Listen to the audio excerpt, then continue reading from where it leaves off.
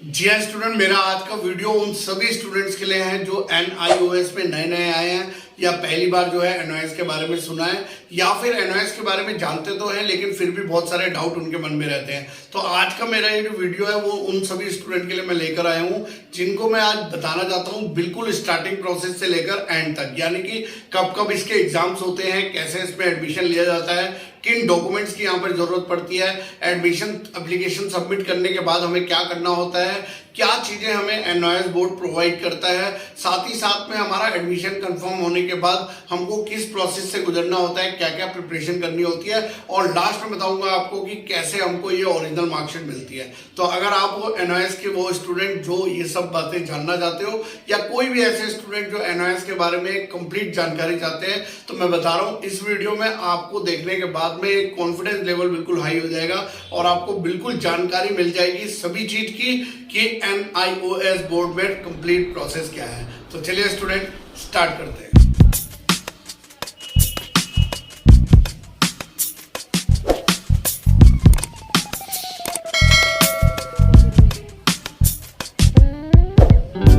नमस्कार दोस्तों, मैं हूं दीपक सिंह गुसाई और मैं हूं NIOS एक्सपर्ट। पिछले 18 साल से हम NOS के बच्चों के साथ में जुड़े हुए हैं जिनको जो है NOS की सारी एडमिशन में हेल्प करते हैं और बाकी चीजों में भी उनको बहुत मदद पहुंचाते हैं। आज स्टूडेंट मैं बात करने जा रहा हूं स्टार्टिंग से लेकर एंड तक। सबसे पहले हम लोग बात कर लेते हैं कि इसके एग्जाम कब कब होते हैं। तो मैं आपको बताऊं यहाँ पर 4 स्ट्रीम होती है, स्ट्रीम 1, स्ट्रीम 2, स्ट्रीम 3 और स्ट्रीम 4। अगर हम स्ट्रीम 1 की बात करें तो स्ट्रीम 1 में 2 ब्लॉक होते हैं, स्ट्रीम 1 ब्लॉक 1 और स्ट्रीम 2 ब्लॉक 2। स्ट्रीम 1 ब्लॉक 1 के एग्जाम हर साल में अप्रैल और मई के मंथ में कराए जाते हैं जिसे पब्लिक एग्जाम बोला जाता है। उसी तरीके से 6 महीने बाद फिर अक्टूबर और नवंबर में जो एग्जाम होते हैं पब्लिक, उनको स्ट्रीम 1 ब्लॉक 2 की कैटेगरी में रखा जाता है। स्ट्रीम 3 उन स्टूडेंट्स के लिए होता है जो क्लास 10 में फेल हुए हों और ऑन डिमांड एग्जाम्स के माध्यम से NOS बोर्ड में एग्जाम देना चाहते हैं। स्ट्रीम 4 उन स्टूडेंट्स के लिए होता है जो क्लास 12 में फेल हुए हों और ऑन डिमांड एग्जाम के माध्यम से NOS बोर्ड से पास करना चाहते हैं। तो ये तो रही बात किसकी, एग्जाम्स की। अब अगर मैं बात करूं कि क्या क्या डॉक्यूमेंट्स यहाँ पे जरूरत होती है तो देखिए पहले क्लास 10 की बात करते हैं जल्दी से। सबसे पहले तो अगर आप क्लास 10 में एडमिशन लेना चाहते हैं तो आपके पास इन 4 डॉक्यूमेंट में से एक डॉक्यूमेंट होना जरूरी है। कौन कौन सा? Birth certificate, school leaving certificate, transfer certificate और अगर इन तीनों में से कोई भी नहीं है तो सेल्फ स्टडी सर्टिफिकेट जो हम लोग इशू कर देते हैं। अगर किसी को सेल्फ स्टडी सर्टिफिकेट की जरूरत होगी तो हमारे व्हाट्सएप नंबर से ले सकता है। इसके अलावा आपको चाहिए होगा आधार कार्ड, आपका जो है एक पासपोर्ट साइज फोटो और एक आपका सिग्नेचर यानी कि साइन का पिक फोटो जो कि आपके आई कार्ड में अपलोड होगा।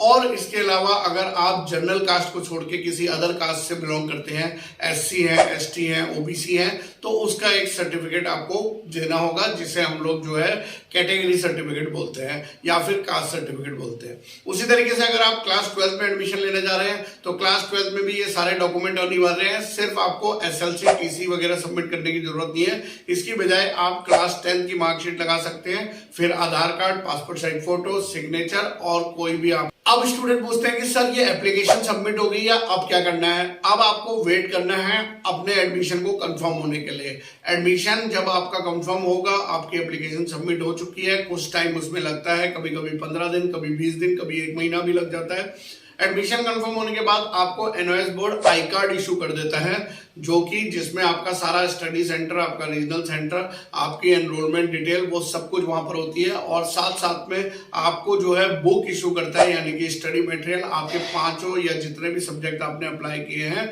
वो सारी बुक्स हिंदी मीडियम या इंग्लिश मीडियम जो मीडियम आपने चूज करा होगा वो आपके कॉरस्पॉन्डेंस एड्रेस पर जो है आप तक पहुंचा दी जाती है। फिर स्टूडेंट बोलते हैं कि सर इसका एग्जाम होगा कहाँ, एग्जाम सेंटर हमें कहाँ मिलेगा? तो अगर हम सेंटर्स की बात करें तो हमारे पास यहाँ पे NOS बोर्ड में 3 सेंटर हैं। एक को हम बोलते हैं स्टडी सेंटर, दूसरे को बोलते हैं एग्जाम सेंटर और तीसरे को बोलते हैं हम लोग यहाँ पर रीजनल सेंटर। अगर हम सबसे पहले स्टडी सेंटर की बात करें तो जब हम लोग एप्लीकेशन फॉर्म फिल करते हैं उस वक्त हमें स्टडी सेंटर चूज करना होता है। स्टडी सेंटर हम जनरली वो चूज करते हैं जो हमारे रेजिडेंस के नियर बाय होता है।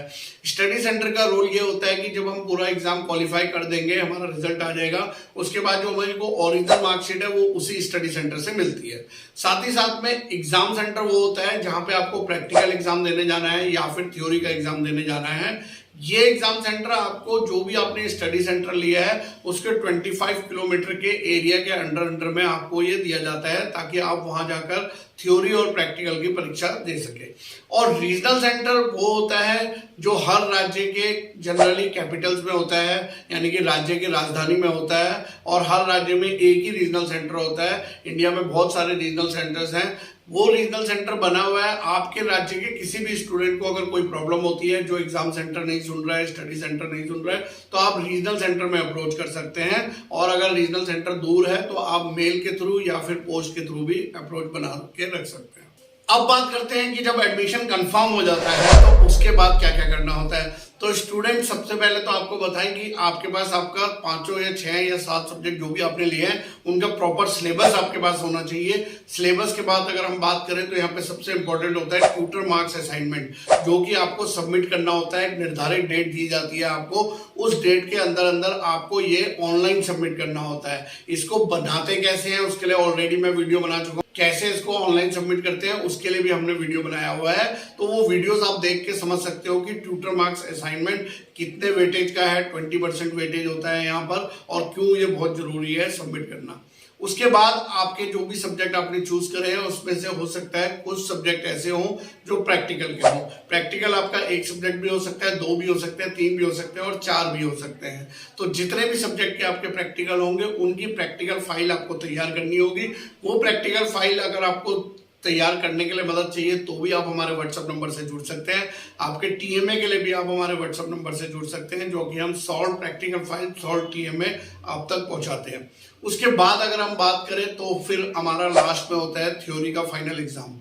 वो एग्जाम हमको देना होता है, और उसके बाद हमारे जो भी मार्क्स ट्यूटर मार्क्स असाइनमेंट में मिले हैं, प्रैक्टिकल में मिले हैं और थ्योरी में मिले हैं, उन सबको मिला के आपका जो भी नॉर्म्स है एनओएस का उसके अकॉर्डिंग आपको मार्क्स दे दिया जाता है। और फिर आप जो है अपनी क्लास 10th या 12th को क्वालिफाई कर लेते हैं।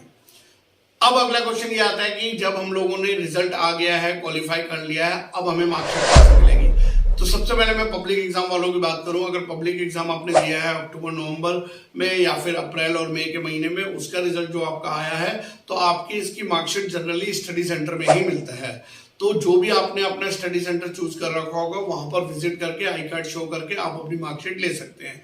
कई बार ऐसा होता है जो स्टडी सेंटर आपने चूज करा है वो ऑलरेडी भारत में बंद हो चुका है, तो ऐसी स्थिति में आप रीजनल सेंटर में अप्रोच कर सकते हैं या हमारे व्हाट्सएप नंबर से संपर्क कर सकते हैं।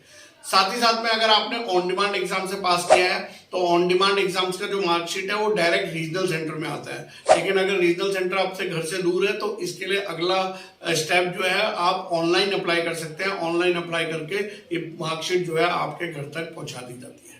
तो स्टूडेंट, ये थी आज की सारी महत्वपूर्ण जानकारी। बहुत ही जल्दी मैंने इस वीडियो में सारी इंफॉर्मेशन आपको दी है, और अगर आपको कोई भी इंफॉर्मेशन 1% भी बेनिफिट दे रही हो तो मेरे इस वीडियो को लाइक कर दीजिएगा और कमेंट बॉक्स में मेंशन करिए अपनी प्रॉब्लम, ताकि जो है हम उसका जवाब देके आपकी प्रॉब्लम का सॉल्यूशन कर सके।